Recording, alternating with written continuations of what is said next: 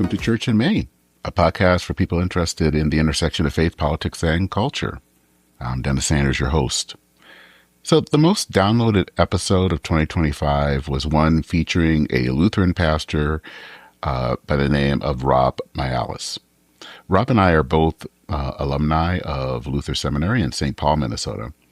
And I had him on the episode to talk about the decision by the seminary to sell their property and move to a new location in the cities.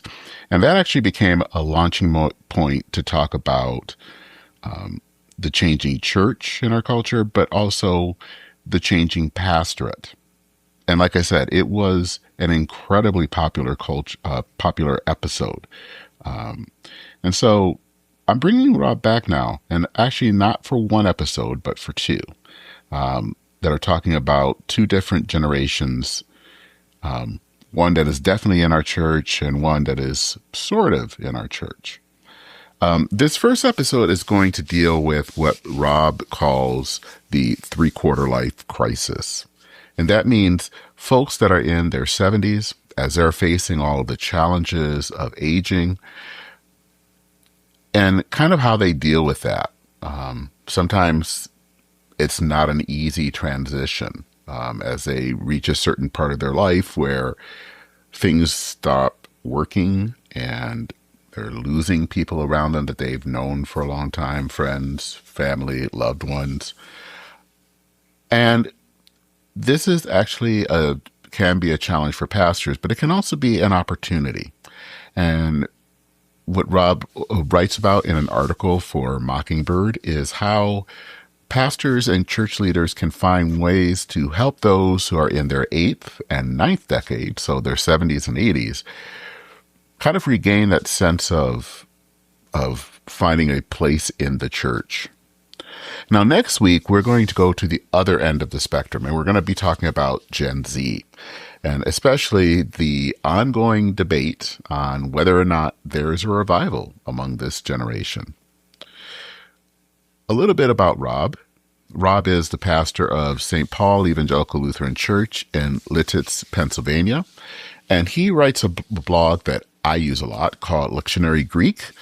This is a great resource for pastors, especially, I'm not naming names, but those who maybe have forgotten some of their seminary Greek.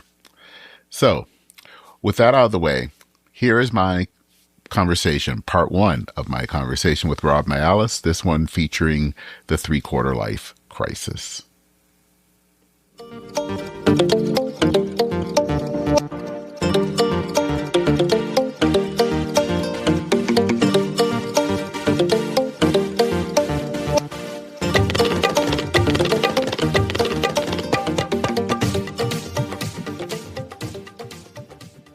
Well, Rob, it is good to have you back. I wanted to talk today because you wrote something that ended up on the Mockingbird website about something I had not heard before, because we've heard about midlife crisis, and maybe a few of us have heard of quarter life crisis, but you talk about the three-quarter life crisis. Which I found was kind of fascinating. And I think I've seen that a bit at my own congregation. So why don't you kind of break down, what do you mean by three-quarter life crisis, and what led you to write this article? Sure. Again, Dennis, it's great to be back here. What I have observed is that time and time again, in different contexts with myself and with friends, the conflicts that people have with people in their congregations almost always involve people in the same age range. Mm-hmm. That kind of mid-70s, early 70s. And I started, wondering kind of what was going on. And as I've kind of seen the way my parents have kind of moved through retirement, as well as just kind of thinking about kind of what my life could or should look like in the next, 15 to 20, 30 years. What I've observed is that many Americans, especially Americans, we get a lot of status and a lot of value out of making positive contributions. And that for many people, retirement itself can be like a real change, kind of going from the working world to the non working world. But a lot of people in their retirement, they actually find it really generative. They're able to get involved in churches or in political causes or in food pantries or all sorts of things. I know so many retirees, especially kind of coming out of the middle upper class, this kind of this boomer sort of generation's wealth. I mean, they're in their retirement and they're traveling, they're doing things. They're busier now than they were when they were in their 50s, when they were taking care of their parents and still trying to having to sort of the tail end of their raising their kids. Um, but I noticed that somewhere kind of in the mid 70s, uh, people start like their health kind of starts to catch up with them, and it's eh, and they just kind of lose a little bit of steam and energy. And the way that I see this playing itself out is like the church or the pastor or a staff member wants to take something in a new direction. And suddenly something becomes like a big conflict. And you're like, what's going on here? And or somebody who didn't go to the meeting, hasn't been on the committee or whatever in a year, suddenly is in your office or on the phone, like really upset with you for doing something. And so I just started to think like, what is going on here? And so I sort of thought, there's kind of like what I was kind of made up the term, a 3/4 life crisis, where the quarter life crisis is there's so many options in this world. I don't know which ladder to choose. The midlife crisis is I climb the ladder and like, well, was it the right ladder to climb? And I kind of feel like the 3/4 life crisis is like they took the ladder away from me because they were worried I was going to get hurt and nobody wants me to climb anything anymore. And that's just a big shift for people, especially in our culture that so values productivity. And I mean, what have you kind of noticed about these people once they kind of hit that age? What is it that hitting their 70s, especially their mid 70s, all of a sudden there's like this switch? Yeah, I think a lot of it. I think part of it is physical, just for a lot of people. Um, I remember when we were going through the COVID era, they always talked about underlying conditions. And I just began to realize that everybody in my family that I knew was in their 70s had an underlying condition. And I just think, when people go in there, I just notice it when I start talking to people in that age range. When I talk to people in their 60s, they're kind of joking about all the medicines they take. When I talk to people in their 70s, they're just talking about all like the surgeries and doctor's appointments that they have to go to and their spouse. And, typically by the time you get in your mid 70s, if people are married, one of the two is starting to have some pretty, I think, significant health limitations, either mental or physical. Um, I also think emotionally something happens where, I'm in my second parish. And there are some things I've done at the previous church and I've done at this church. I would honestly say, like, if I had to do that at another church, like, I don't necessarily want to clean up, safe child regulations at another church. Like, I've done it. I did it twice. I don't want to do it a third time. And so I think that for some of the people as well, there's just a sense of like they've carried so much water for an organization for so long that they really are ready for somebody else to kind of do that. And Hmm. there, what I think happens is that kind of their head is like, I don't really want to change the bylaws of my organization another time. I don't really want to reorganize the committee structure. And, because they were there in 1960 when they merged these two committees. They were there in 1980 and they split the committees apart. And then they're there in the aughts and they merged them together again. And now this pastor's saying we want to split the committees. Okay, like I'm done. But just because they don't want to have that kind of that burden of more night meetings or like this kind of stuff, it's very disorienting for them to go from people who were leaders in an organization, who were always sought after for their opinion, to people who only find out inadvertently in an email chain that there's been some change in how their church is going to do some worship or administrative or outreach.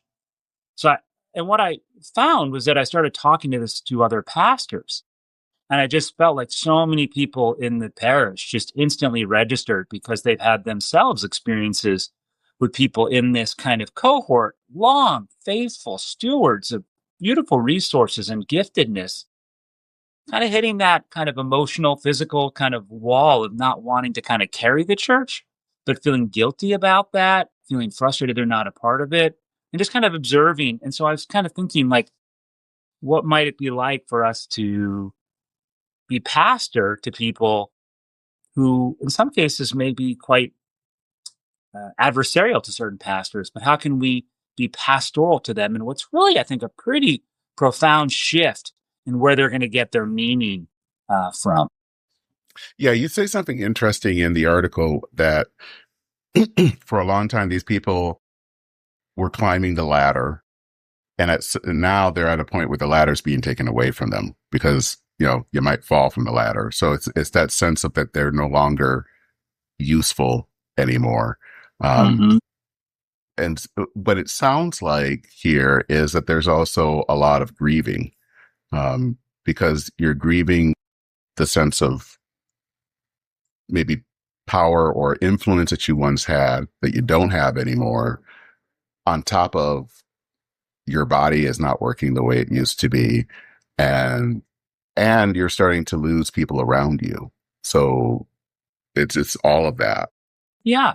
Yeah, it's really intense. And so sometimes some of my staff members will be frustrated with, somebody in the church. And I'm like, look, this is what's happening in that person's life, or, they were brought up in this kind of church and this is what they were taught and this is what they did. And when the church went through struggle, they were like one of three people that got the church through that 5 years when there was no pastor, or, yeah, they have a real sense of ownership. And now here we come along and we've only been at the job for 1 or 2 years and we're telling them the church doesn't operate this way anymore. Like, you can see why it's kind of hard, but there's a lot of other grief.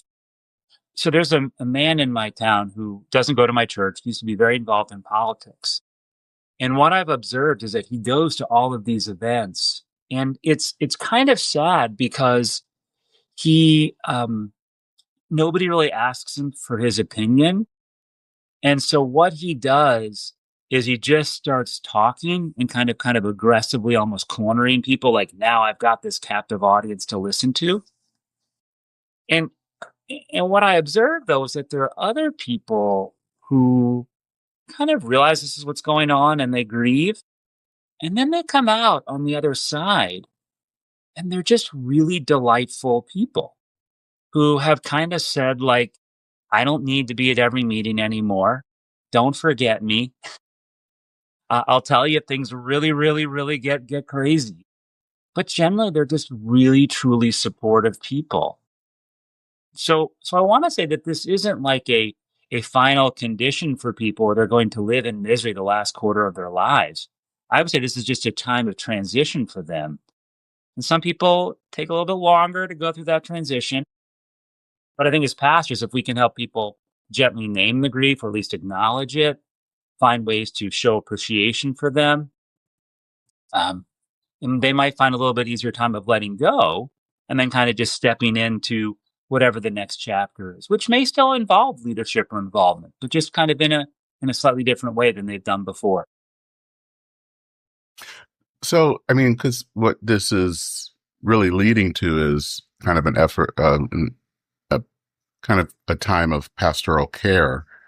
Is how do you do that? How do pastors be there for these people in a way that pastorally, because it would be easy, and I think you talk about this in the article beginning, of being frustrated at these people and why don't they get it, or why are they, how do we, as pastors, but even if you're not a pastor, just be there for a person pastorally?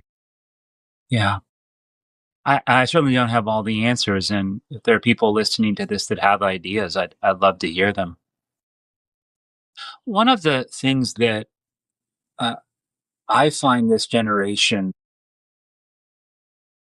really wanting to do and not quite sure how to do it is actually to talk about their faith. I think a lot of them have been through a ton in their life. By the time you get to be 75, you've survived death of loved ones. You've probably gone through economic hardship. You've seen the country at war and in times of social unrest. So there's a way in which this cohort, I think, has a deep faith, but many of them, as is evidenced by the sort of the decline of religious participation, especially among Gen X and millennials, somehow the boomer generation didn't know how to talk about their faith when they were in their 30s and 40s. And we can blame the sort of the collapse of the mainline Protestant or just sort of the church in the West on a lot of things, but I think it's clear that the boomer generation didn't quite know how to talk about why faith mattered to them.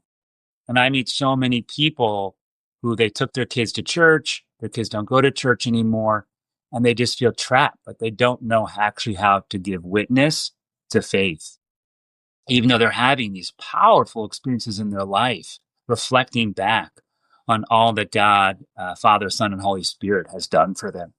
So I think if there's a way that we can equip people to talk about and share their faith, that can be really profound. One of the ways in which I've done that is that people will have anxiety about funeral planning, and I have no problem planning a funeral. I mean, it's we're going to sing Amazing Grace, How Great Thou Art, beautiful Savior. Like we can do this. We're going to read from Romans 8, John 11.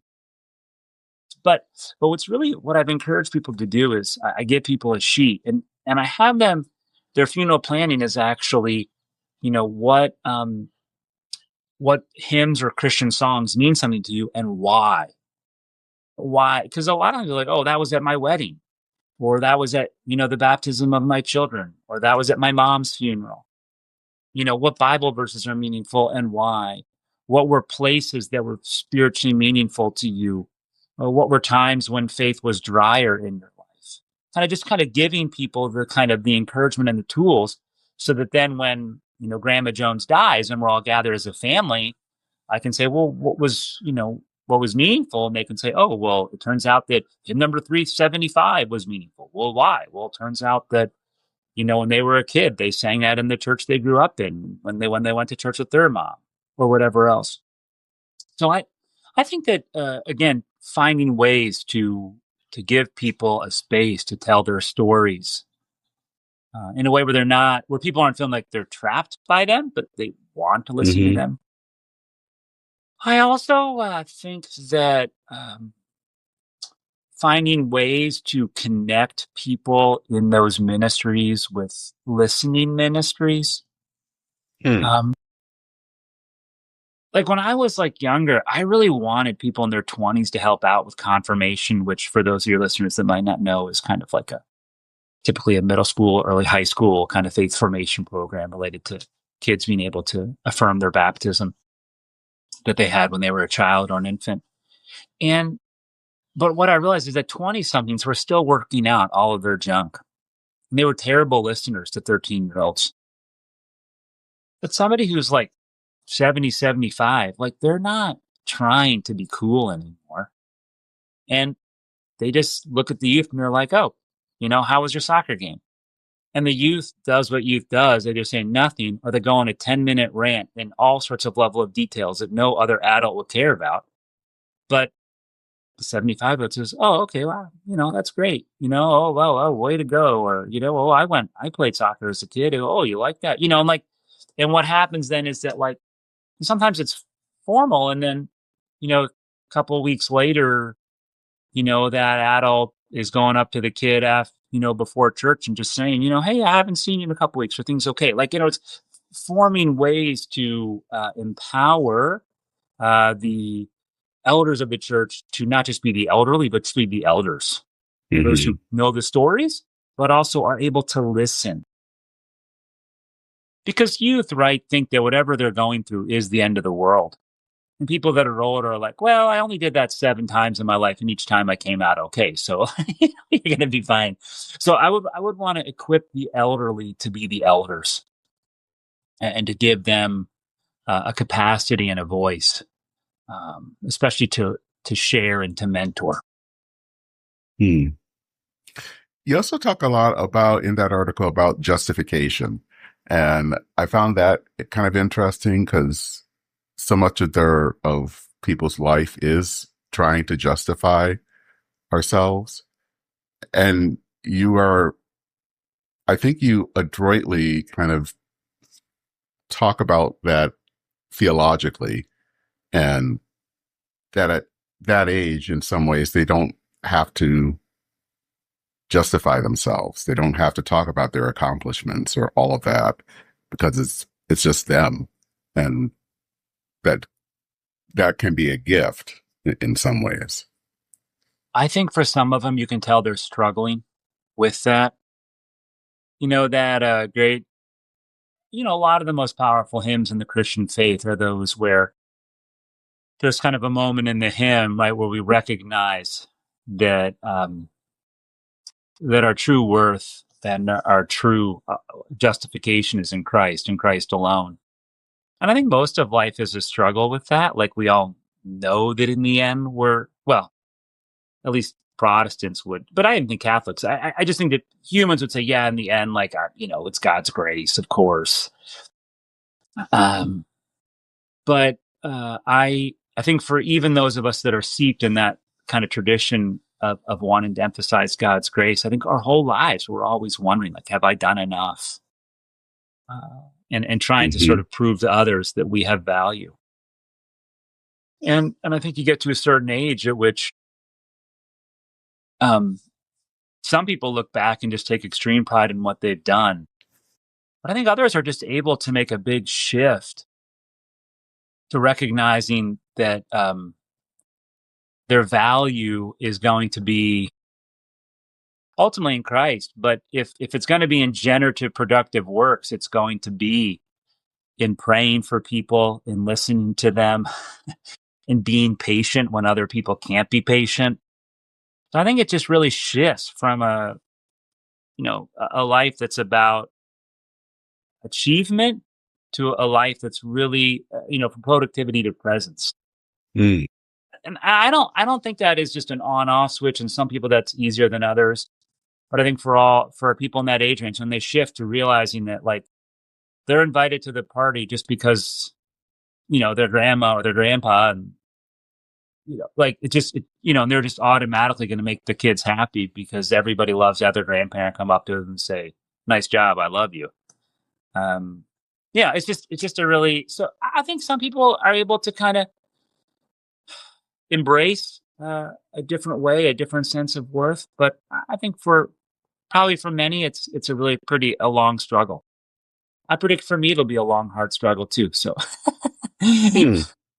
Why do you think that is? I think, well, I mean, I guess on the Enneagram, I'm a 3, so I love achievement. But I also just think that, as I have been a pastor for a year, as a leader in a community, and Mm-hmm. and one day, like I'll just, I mean, every week people like listen to me talk for 15 minutes, but one day people will not want to hear me talk for Mm-hmm. 15 minutes. So This I is think, true. yeah, yeah, this is most certainly true, right? As they say. So I would just want to Yep. offer that I think there is a way in which, for many people in this age range, we've talked their whole life about how we're saved by grace. And first of all, they're really looking at their own mortality now, really wondering, like, am I saved? Like, in other words, do people care about whether they're saved or not? I think once you start to be in your upper 70s, yeah, like start to think about like really like, what is next? Is there, is there really an afterlife? Is there really a resurrection of the dead? And am I part of it? So I think there's just going to be a more natural question. And it becomes more difficult to stack up your life's achievements, especially if you've done stuff in the past and you can't atone for it anymore.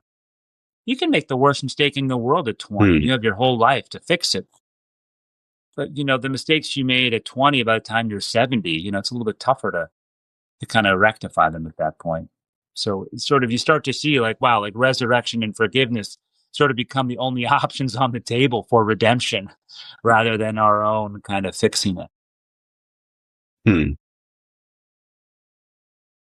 And I think that what's also interesting about all of this is that I think it's going to be, I mean, as our society is aging, and I think, this year is kind of the first boomer turns 80, I think.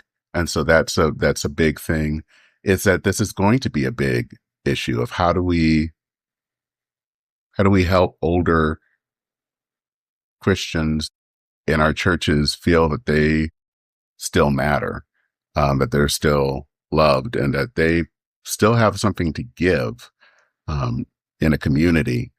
And I think that we haven't always talked about that as much. Um, I think partially because we've been so focused on decline that we kind of focus on the young, and we don't as much focus on the people who are there and what they have to bring just by being who they are, and that their giftedness is, as you've said, they've lived a life, um, and have something to give to that community. Yeah, that's a great, yeah, Dennis, I think you're absolutely right. Like, this is going to be a huge issue for the church. Outside of a handful of mission congregations, just congregations in the United States are going to be dominated the next 5 to 10 years by retirees. There's Hmm. always a skew towards retirement because of they're the ones that typically have the time. But I mean, the next 5 to 10 years in American churches are just going to be really dominated. And the question is, how do we, on the one hand, ensure that the next generation has space and room to have ideas and to become leaders and to grow themselves, but also to really truly honor. And I think in our society, going back to what I was kind of elderly versus elders earlier, I don't think as a culture we tend to value the elderly. I don't think we No, look we to them don't. as elders. I mean, it's America, right? We're a culture that loves youth. Since I was like 7, every single church event that I've gone to has told me that I was the future of the church, or the people that were younger than me was the future of the church, that the church needed to be getting more young people, more young families. So like, there's always like been this push that like the young people are the good thing at a church, and the old people like will just give their money, and like that's all. But I really think that if for the church to be vibrant in the next 5 to 10 years,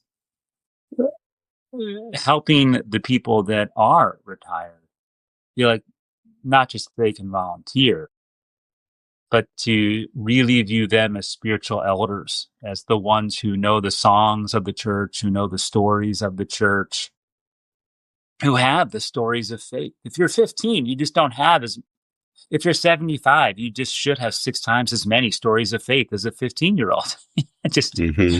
by life.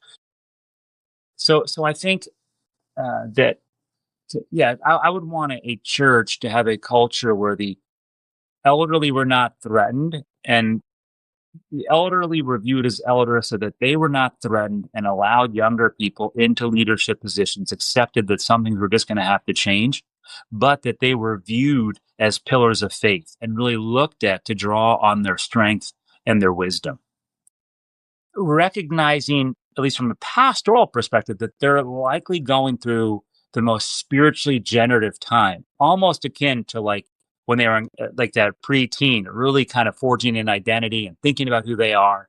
But there's just this huge kind of growth. And I've seen it. And I'm sure you have too. There are some people much later in life who they're just really having like an incredible epiphany of God's grace in their life. Um, and it's glorious to see. So that maybe would be why kind of what I'm going for in the article is not like, hey, if you have 73-year-olds in your church, just get ready. They're going to complain to you in the next year. My point was more to say, hey, there's a big life change that's going to happen at this point in life, and that the beautiful thing is that your church can be blessed by elders, but like all transition phases of life, people are going to need some congregational and pastoral kind of love and care to kind of help Hmm. them kind of through that transition. I'm kind of curious, what do you think, especially about, you kind of talked about things like confirmation and how that's been helpful to have older people instead of trying to get someone in their 20s, which, remembering my 20s, yeah, you're still trying to work through your stuff. Um, I mean, what other ways do you see older people being kind of a part of the congregation and giving in their own way, fitting their own kind of stage in life? Yeah, and Dennis, feel free. I mean, if you've seen other things at churches or have ideas, I'd want to, hear from you or whatever else you've seen as well. I mean, obviously, people who are retirees are going to, be involved in the committee apparatus of a church. I don't see any mainline Protestant church that's not going to have, or even established evangelical churches that just aren't going to have their boards. I mean, Hmm. you kind of almost have to try to find younger people because they don't have the time. So I think you're obviously just going to have volunteers, and there's probably a number of ways of, again, certain, I guess, mega churches probably have just staff on stage, but if you have volunteers on involved in your worship, there's probably going to be a lot of ways in which they can be involved in worship. And I think this is really where the challenging part comes. Like, for instance, I think that most historically mainline or established churches have had church choirs. And there was a time in American Hmm. life when everybody sang all the time. Like, Boy Scouts sang. Ha- ha- Fraternities had songs, right? I mean, like men in the 1940s would just sing with each other. Like, totally unheard of for us today for men to sing in that way, or typically. So, choirs were such a sort of a part of the American kind of mindset. And now we have all these church choirs in our churches that typically just don't have a lot of younger people.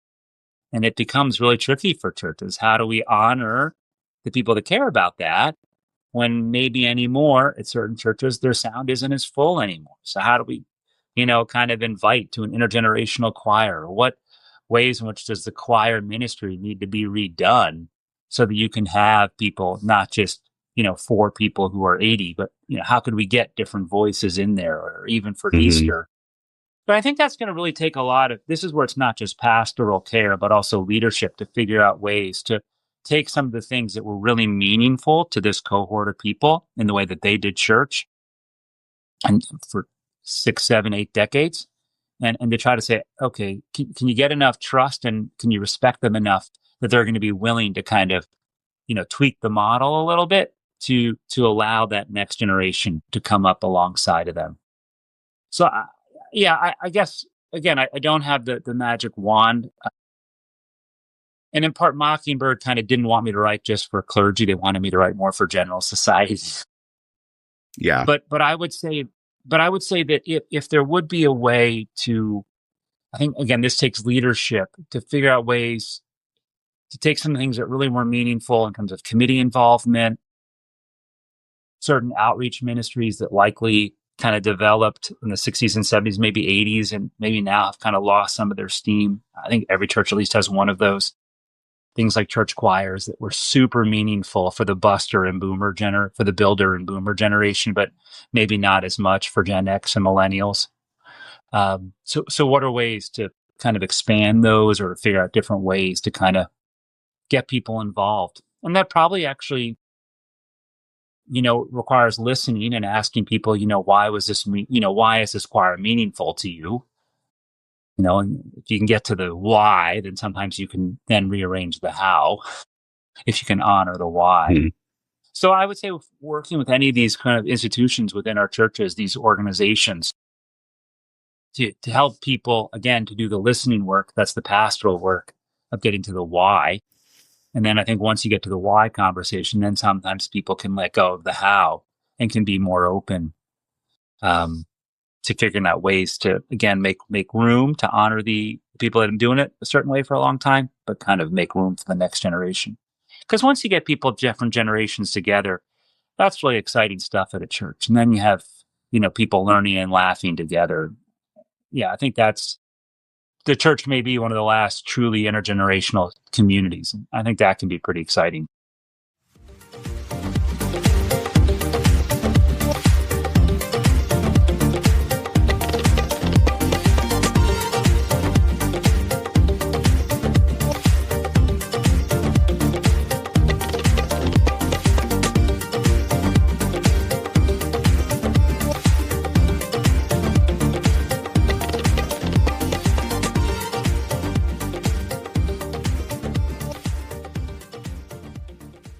So I will include links to the article that Rob wrote for Mockingbird, and also links to his blog, and links to that episode from last summer.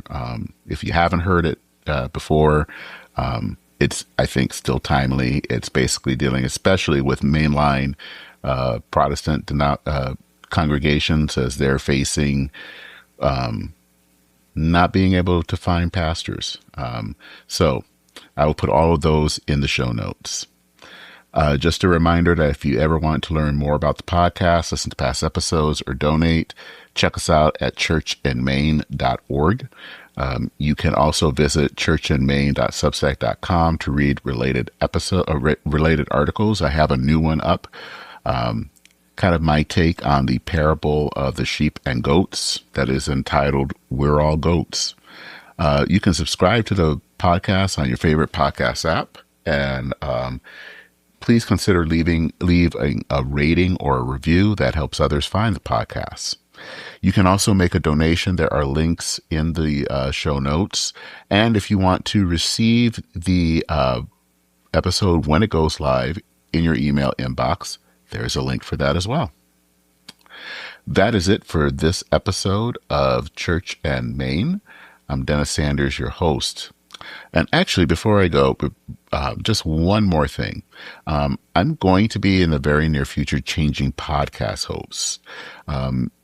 You probably won't see anything change unless you are someone that has subscribed via to Podbean.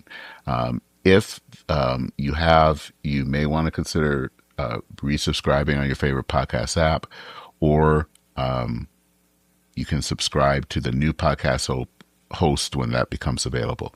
But I wanted to let you know that's happening in the next few weeks, and just to help you to be aware. So again, that is it for this episode of Church and Main. I'm Dennis Sanders, your host. Thank you so much for listening. Take care, everyone. Godspeed, and I will see you very soon.